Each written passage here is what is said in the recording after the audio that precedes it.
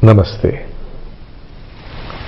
Humanity is entering the most pivotal phase of its existence. The coming times shall witness the most novel and undreamt of changes in the course of its long evolution. The human race, as a distinct, coherent unit, has passed through various evolutionary stages and is now approaching its long-awaited coming of age. With the scientific and technological advances arising out of ingenuity of mankind, man has progressed greatly in the material world. His inventions have made his worldly life more comfortable, yet he is unhappy. In spite of all these advancements and inventions, man is still lost. His inability to drive out the looming spectre of war, the threatened collapse of the international economic order, the spread of anarchy and terrorism, has landed him in a no man's land. Today, aggression and conflict characterize our social, economic and religious systems. This is because he has hardly progressed in the inner world. In his mad rush towards material happiness, he has lost sight of the source of his sorrow, the chaos inside. Not recognizing the emptiness within, he indulges in various pursuits, all of which essentially serve to keep him busy in an attempt to run away from that emptiness.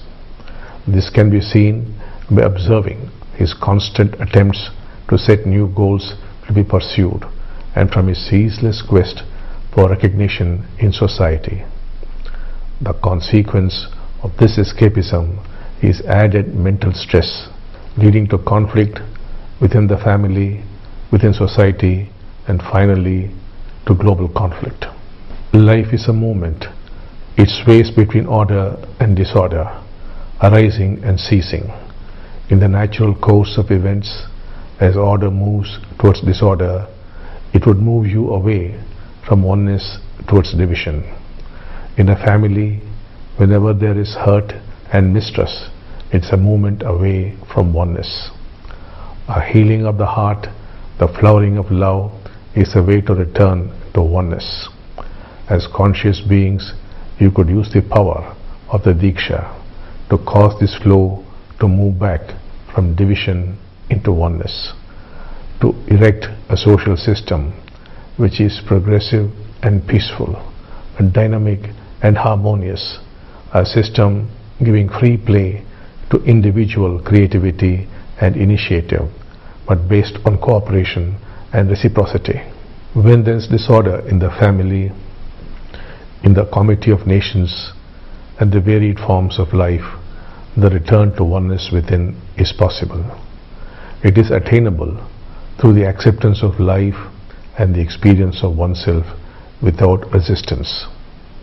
And there is an opportunity to raise life to a level of order and oneness. When the oneness phenomenon began, we received several revelations. These revelations pointed to an awakening in Africa leading to global change. The revelations showed that there would be a quickening of awakening across the planet starting with 2012. All one needs to be is a seeker with passion, one who is concerned about humanity and the suffering of all life. Those who have the passion within are the ones that would quickly get awakened.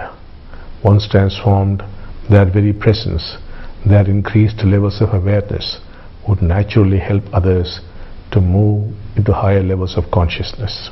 Chaos is always a precursor to a change in consciousness, and we are certainly at a time of chaos. Remember, therefore, that every challenge comes in the form of disorder and division.